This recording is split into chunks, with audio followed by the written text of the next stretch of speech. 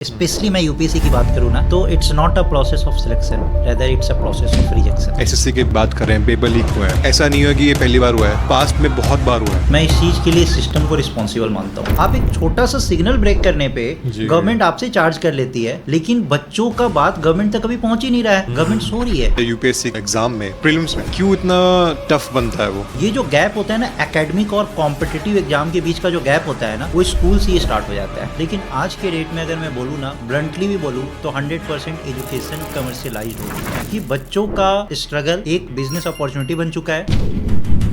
लाखों बच्चे पेपर देते हैं लेकिन सिर्फ 1000 लोग ही पास कर पाते हैं। जैसे खान सर हो गए, आप 1000 बच्चों को पढ़ा रहे हो कि बात बताओ, यहाँ पे 1000 बच्चे बैठे हैं, मुझे कैसे पता है कि इस बच्चे का वीकनेस और इस बच्चे का स्ट्रेंथ क्या है? लोग 5-5 साल तक लगे हुए हैं लेकिन प्रीलिम्स पास नहीं हुआ। कॉम्पिटिटिव एग्जाम का जो सिलेबस है वो काफी प्यारा सिलेबस बनाया गया है। आप गवर्नमेंट डिपार्टमेंट्स में चले जाइए, वो बोलेंगे हमारे यहाँ स्टाफ का शॉर्टेज है। आप किसी भी डिपार्टमेंट में चले जाइए, गवर्नमेंट फिर रिक्रूट किसको कर रही है? अगर आपको एसएससी का हेड बना दिया जाए, ऐसी कौन सी चीज है जो आप चेंज करना चाहोगे? इनका जो एग्जाम सिस्टम एक अभी जैसे सारे एसएससी के प्रोटेस्ट चल रहे हैं और यहीं पे काफ़ी बड़े नाम हैं जो टीचर्स हैं, बेसिकली वो बच्चों के साथ में खड़े हैं। आपका क्या मानना है कि वो सच में खड़े हैं या उनका कहीं ना कहीं हिडन मोटिव है?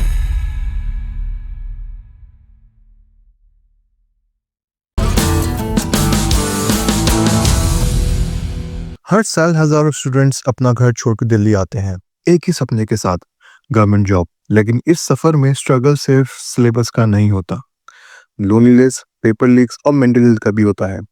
आज हमारे साथ में है अनुरोध अंकित, एक रिस्पेक्टेड टीचर और फाउंडर ऑफ बड़ा क्लास। अंकित सर ने खुद ही छोटे शहर से शुरुआत करके हजारों स्टूडेंट्स को गाइड किया है। उनकी कहानी उन स्टूडेंट्स के सपने और स्ट्रगल्स का एक असली आईना है। आज वो खोलेंगे वो सच जो हर एक एस्पिरेंट को सुनना चाहिए। सर, मुखर्जी नगर और कोटा, अगर हम कोटा की बात करें तो कहीं ना कहीं एक ऐसा कोचिंग इंडस्ट्री का बिजनेस हॉटस्पॉट बन चुका है। हमारे दिन में देखते हैं काफ़ी बच्चे परेशान हैं, सुसाइड करते हैं और काफ़ी एक ऐसा ट्रॉमा में जी रहे हैं वो। तो आपको क्या लगता है कि वहाँ का मार्केट, अगर हम मार्केट की बात की जाए और हम ड्रीम्स की बात करें, सब बच्चों के सपने की बात करें, वो कमर्शलाइज कर दिया गया है? इसके बारे में आप क्या मानते हैं सर? देखिए, मैं बहुत ही बेहतरीन सा ये क्वेश्चन है, इसको मैं बहुत सारे पर्सपेक्टिव से बताऊंगा। सबसे पहले देखा जाए ना, तो एजुकेशन एक नॉवल कॉज है, एक नॉवल मिशन है। लेकिन आज के डेट में अगर मैं बोलूँ ना, ब्लंटली भी बोलूँ तो 100% एजुकेशन कमर्शियलाइज्ड हो चुका है। जो बच्चे खुद एम्प्लॉयमेंट के लिए जा रहे हैं, एक्चुअली कोटा में, मुखर्जी नगर में बच्चे क्यों जा रहे हैं? कोटा तो ठीक है, फिर भी वो जेई और नीट के प्रिपरेशन के लिए जा रहे हैं, लेकिन जो मुखर्जी नगर में जो बच्चे आ रहे हैं उनको क्या चाहिए? उनको तो एम्प्लॉयमेंट चाहिए। करोल बाग में जो बच्चे आ रहे हैं उनको क्या चाहिए? उनको तो एम्प्लॉयमेंट चाहिए। लेकिन खुद जो एम्प्लॉयमेंट के लिए जा रहे हैं, उनके सपने से, उनके स्ट्रगल से लाखों लोगों को एम्प्लॉयमेंट मिल रही है। आप जैसे देखेंगे करोल बाग में एक छोटा सा 10x8 का जो कमरा है, वो भी 20 से 25 हज़ार के रेंट पे चढ़ता है। बच्चे का स्ट्रगल दूसरे लोगों का अपॉर्चुनिटी बन चुका है। आप सिर्फ एक हाउस ओनर की मैं बात नहीं कर रहा हूँ, जो रेंट की मैं बात नहीं कर रहा हूँ। आप वहाँ पे देखिए, शॉपकीपर जो वहाँ पे होंगे, जो वहाँ पे मेस वाला जो होगा, वहाँ पे जो स्टेशनरी शॉप होगा, वो सारे स्टेक होल्डर्स, इनफैक्ट वहाँ पे जो कहते हैं ना ब्रोकर, जो प्रॉपर्टी डीलर होते हैं, वो सारे स्टेक होल्डर्स ने उस जगह को ऐसे इन्फ्लेट कर दिया है ना कि बच्चों का स्ट्रगल एक बिजनेस अपॉर्चुनिटी बन चुका है। और देखा जाए तो एक पैरेलल इकोनॉमिक इकोसिस्टम जनरेट हो चुका है। इस पे आप जैसे कोटा की बात कर रहे हैं या फिर मुखर्जी नगर की बात कर रहे हैं, तो यहाँ पे होता क्या है कि जैसे मैं भी खुद कोटा से मैं पढ़ा हूँ, तो वहाँ पे 2 तरीके का बैच चलता है। उन लोगों का एक माइंडसेट रहता है, एक बैच रैंकर बैच, बाद बाकी जो भी बैच है वो बैंकर बैच। एक साल में वो लोग जब एडमिशन्स लेते हैं, क्लास 11th में, क्लास 12th में, अगर मैं कोटा की बात करूँ तो लगभग 50-50 बैचेज एक साथ में एडमिशन्स लेते हैं। तो उन्हें पता होता है कि इस 50 बैच में, हर बैच में लगभग 150 बच्चे होते हैं और 50 बैच में, हर बैच में 150 बच्चे होते हैं। 49 बैच को अगर आप साइड कर दे तो उनका उन लोगों नाम रखते हैं बैंकर बैच। सिर्फ एक बैच होता है उनका रैंकर बैच। उसमें उनको टीचर्स भी अच्छे मिलते हैं, उनमें उनको प्रॉपर गाइडेंस भी रहता है। अच्छा, हम बच्चों को ऐसे सेग्रीगेट करते क्यों? गलत है ना इस तरीके से सेग्रीगेट करना। और पहले से ये माइंडसेट रखना है कि हमारे पास बैंकर, ये कॉन्सेप्ट आया कहाँ से, बैंकर और रैंकर बैच का कॉन्सेप्ट? कोचिंग वालों ने दिया है ना कॉन्सेप्ट, ये कोई नया कॉन्सेप्ट तो है नहीं, जी उन लोगों ने कॉन्सेप्ट दिया है। जो बच्चे प्रिपरेशन करने जा रहे हैं वो कौन बच्चे होते हैं? आपने कभी सुना है कि बहुत बड़े कोई इंडस्ट्रियलिस्ट का बेटा जा रहा है प्रिपरेशन करने के लिए? नहीं सुना है। नहीं। वो बच्चे होते कौन है? जी lower middle class, middle class या हायर मिडिल क्लास। बहुत पुअर क्लास के बच्चे भी ठीक है आजकल प्रिपरेशन करने स्टार्ट कर दिए क्योंकि उनके पास कुछ ऐसे रिसोर्सेस एक्सेस हो रखे हैं। लेकिन ये जो भी मिडिल क्लास की मैं बात करूँ, चाहे वो हायर मिडिल क्लास हो लोअर मिडिल क्लास हो, उनके पास लिमिटेड अमाउंट ऑफ मनी होता है। उस लिमिटेड अमाउंट ऑफ मनी के साथ उन बच्चों का जो होप है कि हमें कुछ करना है, लाइफ में कुछ बनना है, उसको पूरी तरीके से बिजनेस बना दिया जा चुका है। और ये बिल्कुल गलत है। ये जो बिज़नेस आप लोगों ने मतलब पूरी इंडस्ट्री ने, ऐसे आप देखेंगे करोल बाग, मुखर्जी नगर, ये सब मल्टी करोड़ बिजनेस बन चुका है जी। छोटी छोटी सी कोचिंग, छोटी छोटी सी रूम का जो रेंट है वहाँ पे 2-2, 2.5-2, 3-3 लाख रुपए रेंट है। क्यों है ऐसा? वही थोड़ी दूर पे आप चले जाइए तो वो रेंट 20,000 और 25,000 का है। ऐसा क्या डिफरेंस क्रिएट हो जा रहा है? ऐसा तो नहीं कि वहाँ पे कुछ बहुत बड़ी चीज़ कोई ग्रो कर रही है, कुछ नहीं ग्रो कर रही है, बच्चों का स्ट्रगल ही तो है। ये आपने बहुत सही बात बोली है कि कहीं ना कहीं वहाँ पे बच्चों के जो सपने हैं ना उनको मार्केट बना गया है। कहीं ना कहीं मेरा ये मानना है कि जैसे अगर आपने टीयर 2 टीयर 3 की अभी बात करी है तो वो बच्चे काफ़ी, उनके पास में एक्सपोजर बहुत कम है, काफ़ी नाइव होते हैं, उनको नहीं पता। और बहुत सारे ऐसे बच्चे होते हैं जो बड़े बड़े शहरों में जाते हैं पढ़ने के लिए, बहुत चीज़ें लोन लेकर पढ़ते हैं बच्चे। और ऐसे टाइम पे जब ऐसे कोचिंग माफियाज बोल दो आप उनको, जब ऐसी चीज़ें आती हैं तो कहीं ना कहीं एक लाइन ड्रॉ करना बड़ा इम्पॉर्टेंट है। और आपकी बात बिल्कुल सही है कि वहाँ पे दिखता कुछ और है, रियलिटी कुछ और है, मिलता कुछ और है। जैसे अभी 12th पास एक मूवी आई है, हाँ, आप उस मूवी से रिलेट कर सकते हैं कि एक्चुअली में होता ऐसा ही है जो उस मूवी में दिखाया गया। मूवी एक्चुअली होता क्या है, जो हमारी सोसाइटी में होता है ना, उस सोसाइटी का रियलिटी कहीं ना कहीं मूवी में दिखाया जाता है। हम लोग हमेशा ये नहीं कह सकते हैं कि मूवी में हर चीज़ वर्चुअल दिखाया जाता है। Movie is just a reflection of what our society is going through. तो बिल्कुल 12th पास मूवी में अगर आप देखेंगे तो यही चीज़ दिखाया गया है कि उसमें वो जो, ठीक है मैं नाम नहीं लेना चाहूँगा, कि जो एक्टर है उन्होंने दिखाया है कि जब वो जाते हैं कोचिंग माफिया के पास या कोचिंग इंडस्ट्रीज़ के पास, तो किस तरीके से वहाँ पे बच्चों को ख़रीदा जाता है। और ये पैसा आ कहाँ से रहा है? वही बैंकर बैच वाले बच्चे जो है ना, वही पैसा लेके आ रहे हैं, जनरेट वही कर रहे हैं पैसा। अच्छा, हम लोग सिर्फ यही देखते हैं, आप देखेंगे कि जितनी भी इंडस्ट्रीज होती हैं, जितनी भी इंस्टीट्यूट्स होती हैं, वो सब के सब दिखाएंगे कि रैंक 1 मेरे यहाँ से, रैंक 2 मेरे यहाँ से, रैंक 3 मेरे यहाँ से। मैं वही पूछने वाला था। अगर आप इन सब को ऐड करेंगे ना, तो अगर हम सिविल सर्विसेज की बात करें तो 20,000 वैकेंसी आ जाएंगी सिविल सर्विसेज में। एक बच्चा कितनी जगह से पढ़ाई कर रहा है। हाँ, अभी आज सुबह मैंने एक रील देखी है कि उसमें एक कॉलेज है बहुत अच्छा नोएडा के अंदर, और उसने बड़ा बिल बोर्ड में लगा रखा है कि 1.25 करोड़ का पैकेज मिला है। रियलिटी में वो बंदा जिसकी उन्होंने फ़ोटो ली है उसके पास में कुछ नहीं है। वो एक वेंडर है, एक आइसक्रीम का बेचता है वहाँ पे कॉलेज के पास में। उन्होंने उसकी फ़ोटो खींच के उससे पैसे दे के वो लगाया, जो मैंने रील में देखा, मैं वो कोट कर रहा हूँ। तो ये कहीं ना कहीं एक बड़ा मिसलीडिंग चीज़ भी हम कह सकते हैं इसको, क्योंकि जब मेरे टाइम, जब मैं प्रेप में था तो मैंने बहुत बार देखा है जो भी रैंकर्स आते थे, कभी एक इंस्टीट्यूट का सेम फ़ोटो रोटेट हो रही है। वो मतलब हमारे लिए पहली बार देखना बड़ा वो था कि हम पेपर पढ़ते हैं रोज़, हिंदू पेपर पढ़ना पड़ता है, उसमें से रैंक 1 इसमें भी है, दूसरा पेज किया, दूसरा एडवर्टाइजमेंट आया, इसमें भी रैंक 1।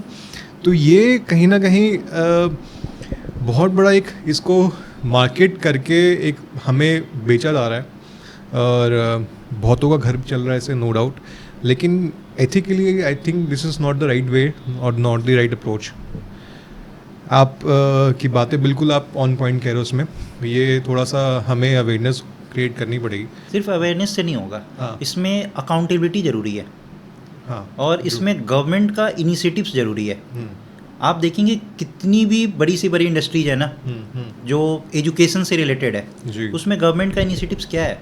गवर्नमेंट क्या इनिशिएटिव्स ले रही है कि अगर आपने गलत कुछ डाला है तो यू शुड बी अकाउंटेबल, हाँ। ठीक है, आपके अगेंस्ट कुछ चार्जेस लगने चाहिए, आपकी इंस्टीट्यूट्स बंद होने चाहिए, बहुत ऐसी चीज़ें हैं। बट गवर्नमेंट को भी पता है कि ये चीज़ें हो रही हैं। क्या गवर्नमेंट को नहीं दिख रहा है कि 20,000 25,000 बच्चे का पोस्टर्स लगा हुआ है? अच्छा, कैसे लग रहा है? सिलेक्शन के बाद वो लोग करते क्या इंस्टीट्यूट वाले? पैसे देते हैं। उस मूवी में दिखाया था, हाँ? सही में दिखाया था, सिलेक्शन लास्ट के बाद में पैसे देते हैं। जी। और गवर्नमेंट को सब कुछ पता होता है, गवर्नमेंट बचती क्यों है इन सब चीज़ों से? अगेन कि जो पीछे जो बैक एंड पे जो कोचिंग को रन कर रहा है वो भी कहीं ना कहीं गवर्नमेंट से रिलेटेड है, गवर्नमेंट बच रही है इन चीज़ों से। ट्रू। अच्छा, थोड़ा अगर हम एग्ज़ाम पर्सपेक्टिव की बात करें, उनके प्रोसीजर की बात करें, तो एग्ज़ाम का जो सिलेबस है, जो रूट्स हैं, जो वो 10th और 12th का ही होता है। आप कोई भी एग्ज़ाम उठाओ, उसका बेस यही है। लेकिन फिर भी लाखों बच्चे पेपर देते हैं, लेकिन सिर्फ 1000 लोग ही पास कर पाते हैं। क्या गैप है, या क्या एक बीच में एक चीज़ है जहाँ पे हम उस चीज़ बहुत बच्चे उसको टैकल नहीं कर पा रहे? आप क्या उसके बारे में सोचते हो? देखिए, आपने बिल्कुल सही बोला है कि जो भी सिलेबस है, इनफैक्ट अगर हम बात करें सिविल सर्विसेज का भी, जी, तो स्पेसिफिकली बोला जाता है कि आपको 12th तक का NCERT क्लियर होना चाहिए। और जो उसमें CSET का जो पेपर आता है उसमें 10th के बाहर का कोई भी मैथ्स नहीं आता है। क्वांटिटेटिव एप्टीट्यूड का जो पेपर आता है या इंग्लिश जो आता है वो एलिमेंट्री लेवल का आता है। मैं एग्जाम बाई एग्जाम बात करता हूँ, जी, जी। क्योंकि सबसे टफ एग्जाम की बात करते हैं सिविल सर्विसेज की, हाँ। तो इंग्लिश एलिमेंट्री लेवल का होता है क्लास 10th तक, जो मैथ्स होता है वो भी एलिमेंट्री लेवल तक होता है क्लास 10 तक। और जो आपका स्पेसिफिक सब्जेक्ट्स हो गया, चाहे वो आपकी आर्ट्स की सब्जेक्ट हो गई या फिर आपका जो भी एथिक्स वगैरह का सब्जेक्ट हो गया, ये सब स्पेसिफिक क्लास 12th के NCERT तक ही लिमिटेड रहता है। दिक्कत क्या होता है कि वो पेपर हमें टफ क्यों लगता है? आपका बेसिक अगर स्ट्रांग नहीं होगा ना तो आपको कोई भी चीज़ टफ ही लगेगा। अब बेसिक सर क्यों स्ट्रांग नहीं है, इसके पीछे लॉजिक क्या है? ये देखिए, बच्चे स्कूल में जाते हैं, जी, क्लास 2 से क्लास 1 से वो स्कूल जा रहे हैं। आप क्लास 10th बच्चे पास कर लेते हैं, जी, लेकिन बच्चों से अगर आप क्वांटिटेटिव एप्टीट्यूड का कोई भी क्वेश्चन पूछे ना, क्लास 10th के बच्चों से भी अगर आप छोटा सा एक कॉन्सेप्ट पूछे ना कि रियल नंबर क्या होता है, तो वो बच्चे आपको नहीं बता पाएंगे। नेचुरल नंबर क्या होता है, वो बच्चे आपको नहीं बता पाएंगे। क्योंकि जो हमारा सबसे बड़ा कमी है ना, वो स्कूल का एजुकेशन सिस्टम में कमी है। कॉम्पिटिटिव एग्जाम का जो सिलेबस है वो काफ़ी प्यारा सिलेबस बनाया गया है। मैं एग्ज़ाम के प्रोसीजर की बात करूंगा कि उसमें क्या फ़्लॉ है, लेकिन जो सिलेबस है ना उस सिलेबस में कोई फ़्लॉ नहीं है। सिलेबस उन्होंने बिल्कुल एलिमेंट्री लेवल पे रखा है। ये जो गैप होता है ना एकेडमिक और कॉम्पिटिटिव एग्जाम के बीच का जो गैप होता है ना, वो स्कूल से ही स्टार्ट हो जाता है। बच्चे स्कूल में जा रहे हैं, आजकल स्कूल में क्या है कि पहले जो होता था परसेंटेज आता था, आजकल स्कूल में क्या है, ग्रेडिंग सिस्टम है। अच्छा, उस ग्रेडिंग सिस्टम का मार्केट में क्या वैल्यू है? अगर मैंने आज अपना स्कूल खोल दिया और मैंने एक बच्चे को दे दिया कि चलो ठीक है, मेरे पास जो बच्चे एग्जाम्स दे रहे हैं मैंने उन्हें दे दिया कि चलो आपका A+ ग्रेड है, इससे क्या हो रहा है, बच्चे भी खुश, पेरेंट्स भी खुश और स्कूल भी खुश। क्लास 9th और क्लास 10th तक बच्चे ऐसे ही ग्रेड्स ले लेके पास करते हैं। आप किसी भी बच्चों से आज के टाइम पे पूछो, इनफैक्ट बड़े बड़े स्कूल, मेरे पास अभी बच्चे आते हैं DPA जैसे स्कूल से बच्चे आते हैं, उनके पेरेंट्स से मेरे पास बच्चे को लेके आते हैं ना क्लास 10th में, तो क्या होता है कि मैंने पूछा कि बस नेचुरल नंबर क्या होता है, साइफर। होल नंबर क्या होता है, साइफर। अगर उनसे पूछो कि लॉजिक क्या है, क्यों नहीं पता है, तो सर ये हमें नहीं पढ़ाया गया था, यह हमारे क्लास में मिस हो चुका है। ये मिस नहीं होता है, ये पढ़ाया नहीं जाता है। ये एक बहुत बड़ा मिसकंसेप्शन है कि हमारे एग्ज़ाम का लेवल टफ होता है। एग्ज़ाम का लेवल टफ नहीं होता है। आप चीज़ों को अगर स्कूल लेवल पे ही ना गवर्नमेंट अगर कुछ इनिशिएटिव्स ले ले, जैसे आप देखिए जो भी है, अगर हम क्वांटिटेटिव एप्टीट्यूड की बात करें, जैसे परसेंटेज के क्वेश्चन, प्रॉफिट लॉस, ये सब किस क्लास के सिलेबस में है? 11th-12th में तो है नहीं। किस में है? क्लास 6th में है, क्लास 7th में है, क्लास 8th में है, number system class 8th 9th में है। लेकिन अगर आप बहुत देश के सबसे अच्छे स्कूल के बच्चों को आप ले आइए और उनको बोलिए कि आप परसेंटेज के क्वेश्चंस को सॉल्व करिए, नहीं करेंगे, वो नहीं कर पाते हैं वो सॉल्व। बहुत कम ऐसे बच्चे होते हैं जो सॉल्व कर पाते हैं। क्योंकि सबसे बड़ा चीज़ मैंने बताया ना कि जब से गवर्नमेंट ने एक ग्रेडिंग सिस्टम लाया है ना, उस ग्रेडिंग सिस्टम का मार्केट में क्या अकाउंटेबिलिटी है, मार्केट में क्या वैल्यू है उस ग्रेडिंग सिस्टम का? कोई वैल्यू नहीं है। आप अपना स्कूल खोल रहे हैं, आप अपने अकॉर्डिंग ग्रेड्स दे रहे हैं, मैं अपने स्कूल खोल रहा हूँ, मैं अपने अकॉर्डिंग ग्रेड्स दे रहा हूँ। उससे पेरेंट्स भी खुश हो रहे हैं, बच्चे खुश हो रहे हैं और स्कूल खुश हो रहा है, बस यही हो रहा है। लेकिन वो पेरेंट्स को पता चलता है जब 10th के बाद, वो 12th के बाद जब वो कॉम्पिटिटिव वर्ल्ड में जाते हैं ना, तब वो कोचिंग वाले के पीछे भागते हैं कि अरे सर इस बच्चे को तो इस बार सेलेक्ट करवा दो आप, 1 साल के लिए हम लेके आए हैं। सर आप ये चीज़ बताओ, आप कभी किसी पेरेंट्स ने ये देखा है कि बच्चा मेरा 8 घंटे के लिए स्कूल जाता है, उस 8 घंटे का आउटपुट क्या 10 मिनट का भी आउटपुट निकल के आता है?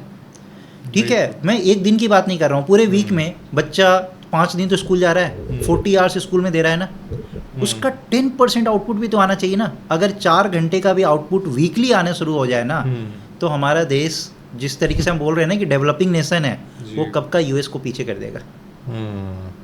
तो बेसिक चीज़ें पे ना हम कभी भी क्वेश्चंस नहीं करते हैं। स्कूल तो बड़ा आसानी से हम पास कर लेते हैं, लेकिन हम कभी उस पर क्वेश्चन नहीं करते हैं ना कि हर दिन का अकाउंटेबिलिटी होना चाहिए कि आज जो स्कूल में पढ़े हैं इसका आउटपुट क्या है। पेरेंट्स को भी इतना अवेयर होना चाहिए इस चीज़ को देखने के लिए कि बच्चा आ रहा है सिर्फ इस रिपोर्ट कार्ड ला के दिखा रहा है, पेरेंट्स भी खुश हैं कि अरे A+ आ रहा है, B+ आ रहा है, क्या मतलब A+ और B+ का। जी, अभी सर ऐसे हाल फिलहाल में SSC की बात कर रहे हैं, पेपर लीक हुए हैं और आज भी देखा गया है, आज भी काफ़ी हज़ारों में बच्चे रामलीला मैदान में बैठे हुए हैं और पूरे इंडिया से आ रहे हैं, ट्रेन में आ रहे हैं, बस लेके आ रहे हैं, लड़कियां भी आ रही हैं।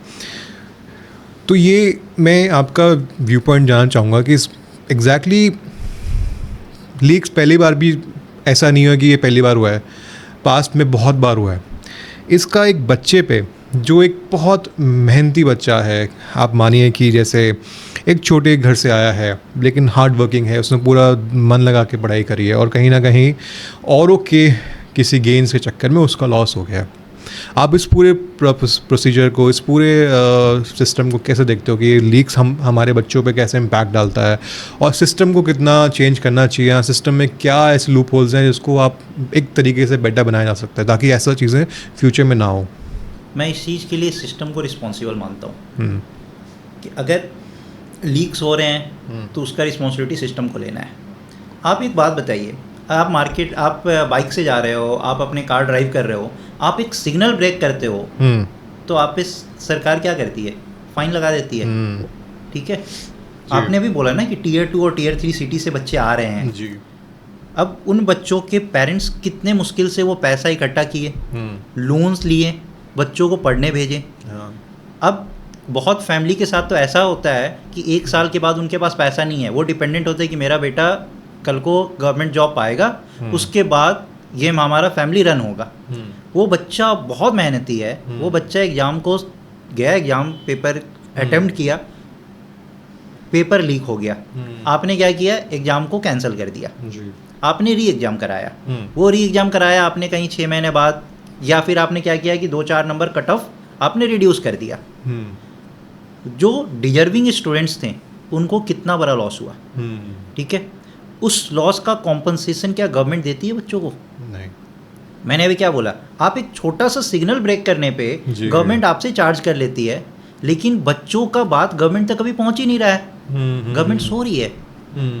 क्यों नहीं गवर्नमेंट कॉम्पनसेशन देगी बच्चों को?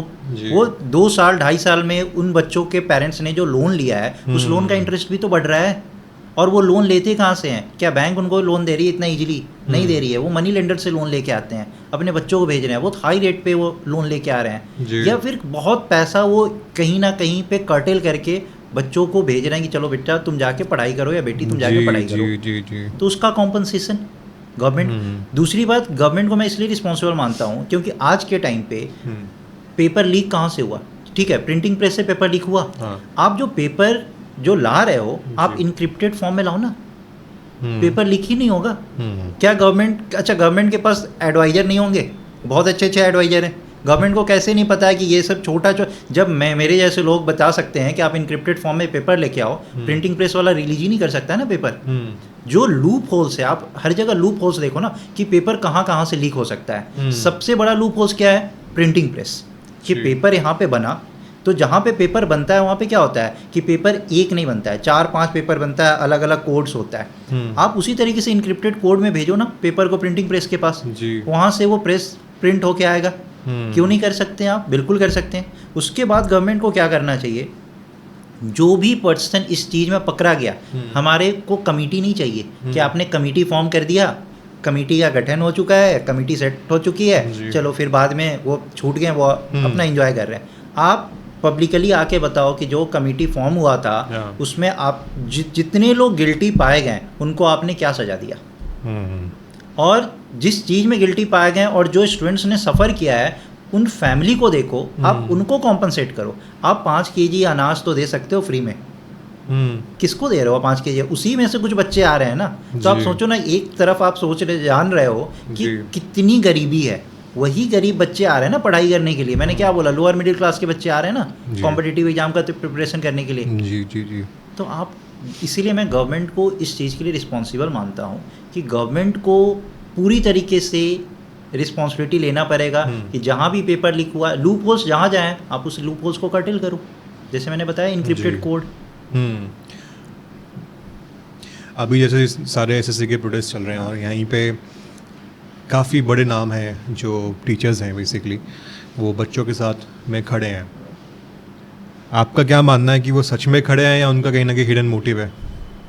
देखिए, देखा जाए तो दोनों है हम्म, कि एक तो ये है कि ठीक है बच्चों के साथ गलत होता है, तो अगर बच्चों के साथ टीचर्स जलब होता है ना, जैसे जलब कैसे होंगे पहले बच्चों के साथ टीचर्स, मैं आपको एक छोटा सा चीज़ बताना चाहूँगा कि जैसे हम बात करें बहुत बड़े बड़े टीचर्स की, जैसे खान सर हो गए, उनके बारे में ऐसा है कि वो एक साथ जब वो बैच लेते हैं तो उनके लाखों बच्चे हैं, करोड़ों बच्चे हैं जी। जिनको वो पढ़ा रहे हैं। जी। अच्छा, उनका क्लासरूम अभी आपने कभी देखा है? नहीं, मैंने नहीं। सोशल मीडिया पे हाँ। हाँ आप देख सकते हैं, हाँ, वही उनके है। क्लासरूम में 1000 बच्चे हैं। जब वो बोलते हैं कि इंडिया का सबसे बड़ा क्लासरूम हमने बना दिया, उनका मेथड पढ़ाने का नो डाउट बेहतरीन है। He is a great teacher, he has tremendous amount of knowledge, each and everything बहुत अच्छा है।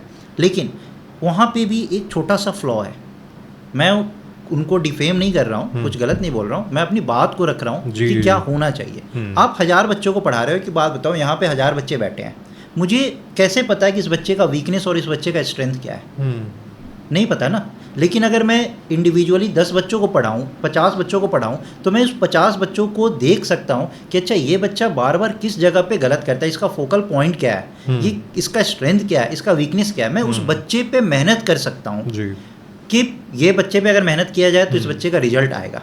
हम 1000 बच्चों को पढ़ा रहे हैं, हम कितना अच्छा डिलीवर कर सकते हैं, बच्चे उस चीज़ को रिसीव कर पा रहे हैं कि नहीं कर पा रहे जी। हैं, इसकी अकाउंटेबिलिटी नहीं है। जी। हम सिर्फ इस चीज़ को देखते हैं। ये चीज़ें क्या होती है, सोशल मीडिया के थ्रू हाईलाइट हो जाती है कि सर ने कुछ एक ऐसा कुछ स्टेटमेंट बोला, सोशल हाँ। मीडिया में वो चीज़ हाईलाइट होगी।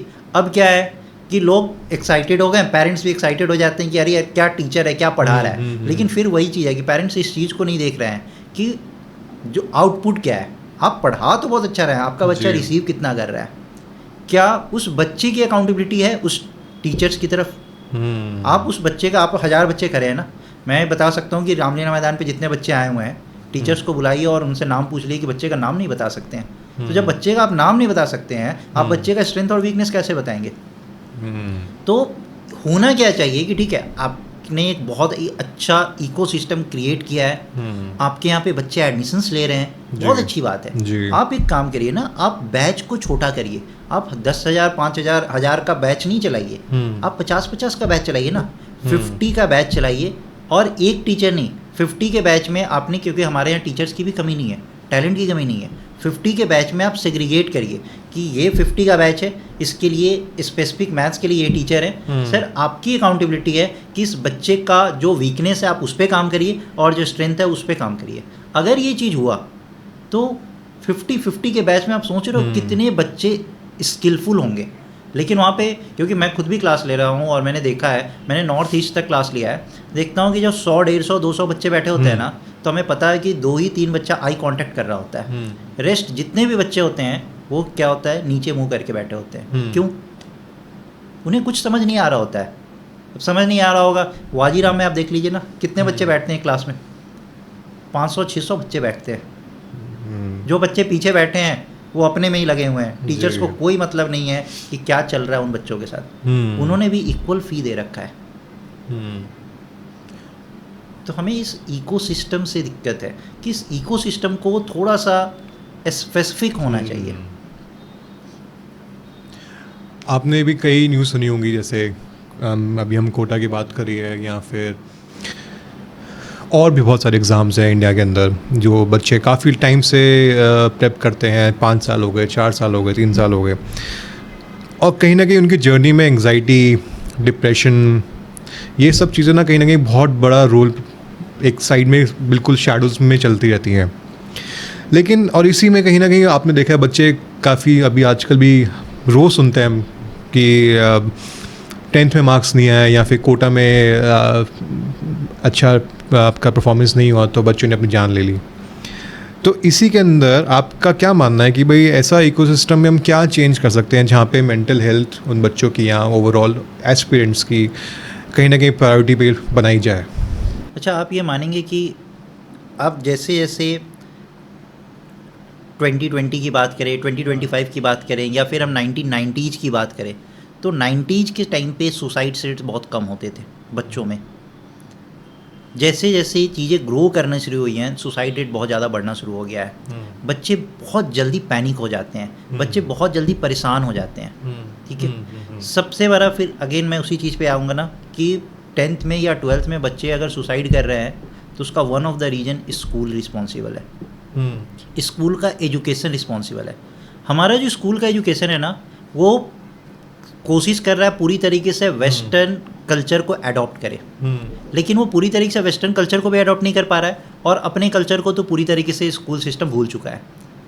तो जब आप ब्लेंड में कहीं पे रहते हैं ना कि आप इधर भी चाहते हैं और इधर भी चाहते हैं, ग्रे जोन में हम तो basically। बिल्कुल ग्रे जोन में है, तो आप उस चीज़ को कभी भी अच्छे से नहीं क्रिएट कर सकते हैं। बच्चों के साथ यही हो रहा है कि बच्चों को ना उस तरफ से इतनी सारी एक्टिविटीज़ में इन्वॉल्व कर दिया जाता है कि छोटे छोटे बच्चों को इतनी सारी एक्टिविटीज़ की ज़रूरत नहीं है, जितना रिक्वायर्ड है आप उतना कराइए।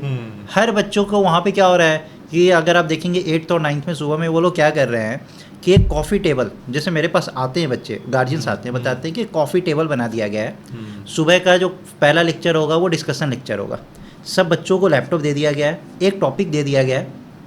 बच्चे क्या करते हैं, गूगल पे जाते हैं, वहाँ पे उस टॉपिक से रिलेटेड जो भी पॉइंट्स होता है उसको कॉपी करते हैं, पावर पॉइंट में उसको पेस्ट किए और वो प्रोजेक्ट सबमिट कर दिए।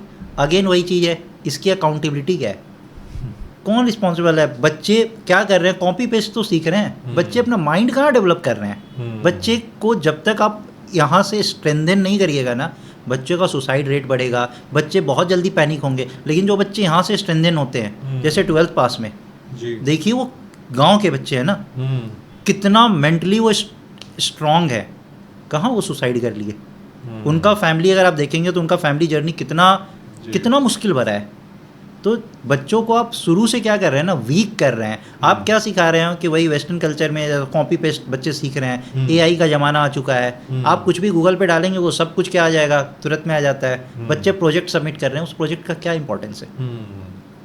आप कुछ उनको ऐसा कुछ कराओ ना जिनसे उनका मेंटल एक्सरसाइज हो, जिनसे उनका फिजिकल एक्सरसाइज हो।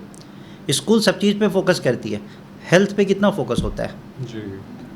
ठीक है, बच्चे 24 घंटे में 8 से 9 घंटे स्कूल में रह रहे हैं ना, उसके बाद बच्चे घर पे आते हैं, स्कूल का इतना सारा प्रोजेक्ट जो रहता है ना, इतना उनके ऊपर बर्डन रहता है कि बच्चे का हेल्थ तो ऐसे ही चला जाता है।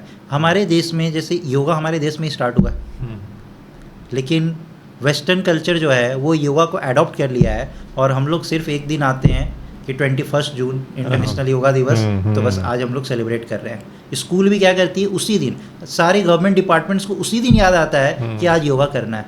क्यों नहीं हम डेली का इस चीज़ को प्रैक्टिस में ला सकते हैं कि हाफ एन आवर हमारे यहाँ योगा सेशन होगा, हर दिन होना चाहिए ना। ये तो हमारे मेंटल स्ट्रेंथ के लिए कितना ज़रूरी चीज़ है जी। तो हम हेल्थ पे फोकस नहीं कर रहे हैं, हम बच्चे के मेंटल हेल्थ पे फोकस नहीं कर रहे हैं, फिर हम फोकस कर किस पे रहे हैं? और ये सब चीज़ गवर्नमेंट को पता है, गवर्नमेंट इनिशिएटिव्स क्यों नहीं ले रही है? I am worried about it.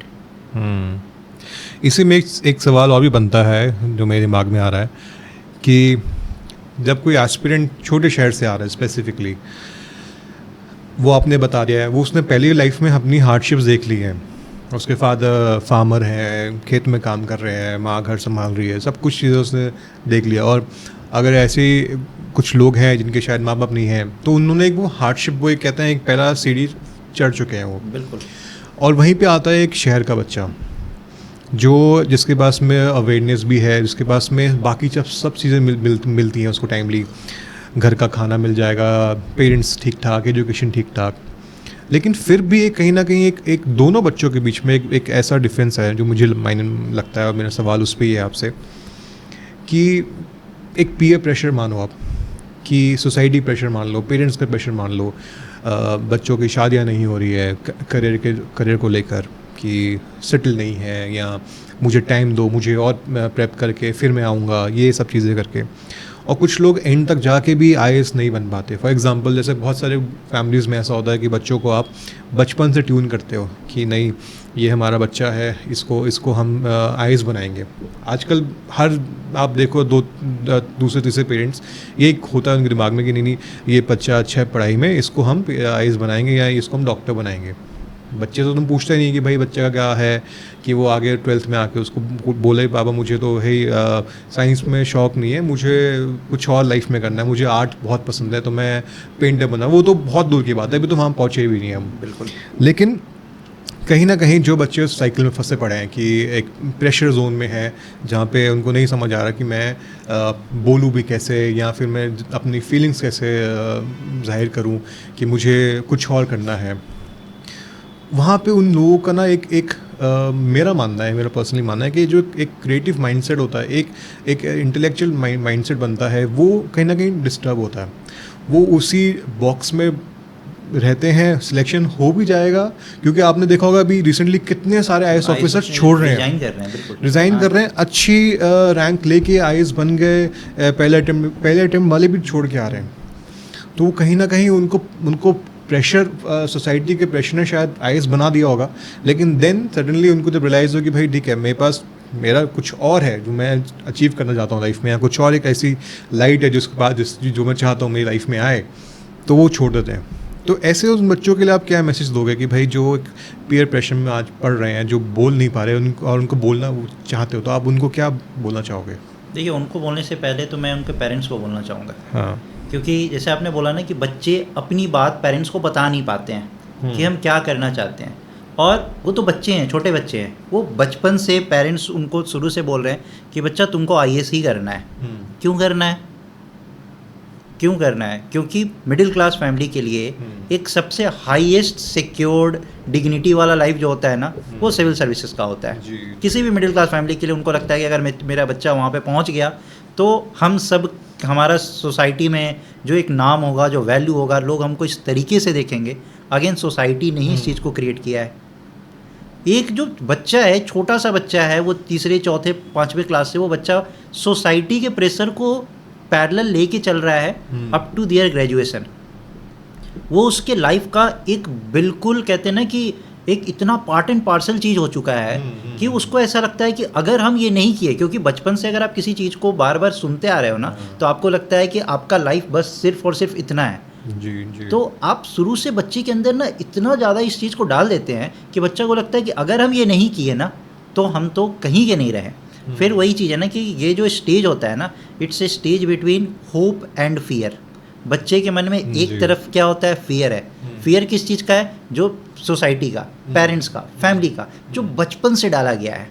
उसी फियर को लेके बच्चा एक होप लेके चलता है कि चलो हम यहाँ पे मेहनत करें तो हम बन जाएंगे।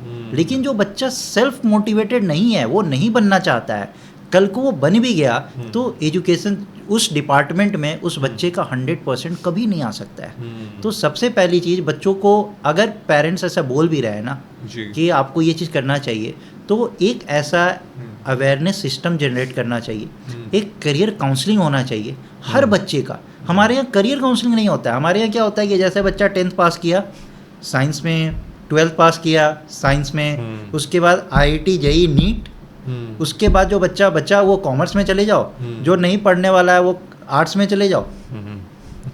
हमारे यहाँ पेंटिंग एज अ प्रोफेशन कितने लोग जानते हैं? नहीं जानते हैं।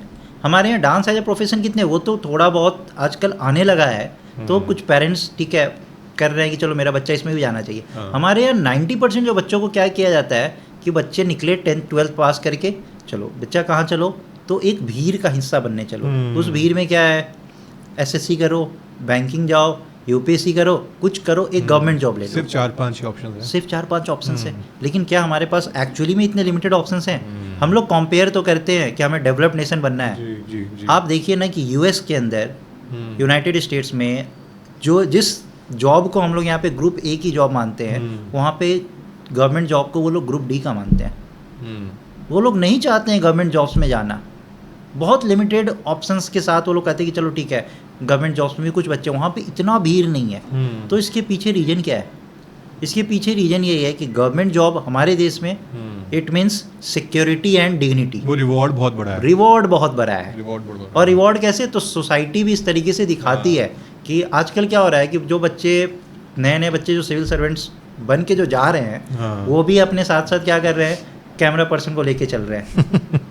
आप सोसाइटी के लिए काम कर रहे हो। अभी बस 3 साल ही हुए हैं, 3 साल सर्विस में, 400 सर्विस में, और वो सोशल मीडिया कंटेंट क्रिएटर बन गया भाई। जी, ये तो बहुत बड़ा एक है हमारे, मतलब एक गैप, बहुत बड़ा गैप है जिसको फिलअप करना बहुत इम्पोर्टेंट है। बहुत ऐसे, आप जैसे मैं एक छोटी सी बात करूँ, एसएससी बहुत बच्चों का ड्रीम है, और एसएससी का जो सबसे टॉप पोस्ट जो माना जाता है इनकम टैक्स इंस्पेक्टर, वो ग्रुप सी का जॉब होता है, ठीक है। लेकिन अगर कोई बच्चा एसएससी में इनकम टैक्स इंस्पेक्टर बन जाता है तो सोसाइटी में नो डाउट उसका जो वेटेज होता है ना, वो बहुत हाई वेटेज होता है। जबकि उसकी सैलरी कितनी होगी? 70-80 हज़ार रुपये होगी सैलरी। वही कोई अच्छे प्राइवेट कंपनी में जो बच्चा 2.5 लाख 3 लाख 4 लाख रुपये मंथ का कमा रहा है, उसको उस बच्चे के साथ कंपेयर किया जाएगा कि देखो इसने ये कर लिया। बहुत अच्छी बात है, क्योंकि आज के टाइम पे अगर एसएससी का कंपटीशन को निकाल रहा है ना, तो इट्स नॉट इजी, बहुत टफ कंपटीशन है।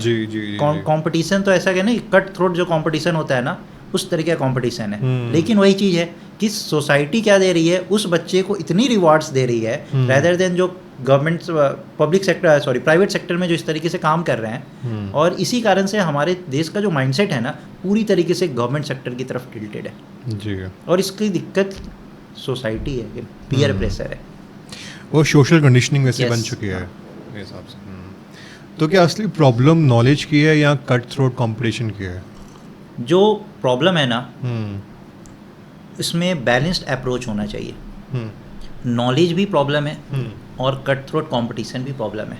हम ये नहीं बोल सकते हैं कि सिर्फ नॉलेज ही एक प्रॉब्लम है या सिर्फ कट थ्रोट कंपटीशन ही एक प्रॉब्लम है। जैसे मैंने नॉलेज का बात किया, तो स्टार्टिंग से क्लास 1 से लेके क्लास 12 तक वो जो एकेडमिक गैप इतना ज़्यादा फिल हो जाता है ना, कि अगर ये एकेडमिक है और ये मेरा कॉम्पिटिटिव है ना, तो अगर हम धीरे धीरे एक एक लेयर चढ़ते जाएंगे ना एकेडमिक पे, तो हम आराम से कॉम्पिटिटिव पे पहुंच सकते हैं। लेकिन क्लास 1 में हम जहाँ पे एकेडमिक पे रहते हैं ना, हम क्लास 12 में आते आते थोड़ा सा ग्रो कर पाते हैं। तो ये जो गैप है ना, ये एक्चुअली नॉलेज का गैप है।